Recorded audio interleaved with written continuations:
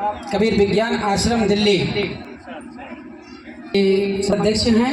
और आपको बता दूं कि कबीर विज्ञान आश्रम आपसे ही जुड़ा हुआ है, बिल्कुल अलग नहीं। और जो कबीर साहब, भगवान बुद्ध की अगर मैं बात करूं, दोनों अलग समझता है, परखता है।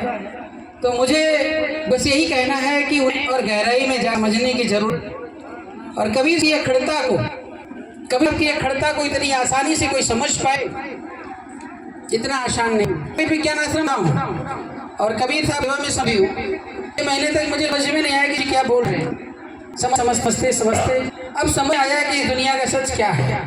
अभी साहब जी ने कहा परमात्मा की बात करी, आत्मा की बात करी। बुद्धिज्म में ये कहेंगे कि नहीं, आत्मा परमात्मा नहीं होती। अंग्रेजी में उसे क्या कहते हैं, एटम कहते हैं। साइंस में जब जाओगे, भगवान बुद्ध को गहराई से समझोगे तो भगवान बुद्ध का टोटल रिसर्च साइंस का है। कबीर साहब ने भी उसी साइंस का ही रिसर्च किया है। कहीं कहीं आप देखते होंगे कबीर रिसर्च सेंटर खुलता है। क्या रिसर्च करते हैं वहाँ पर?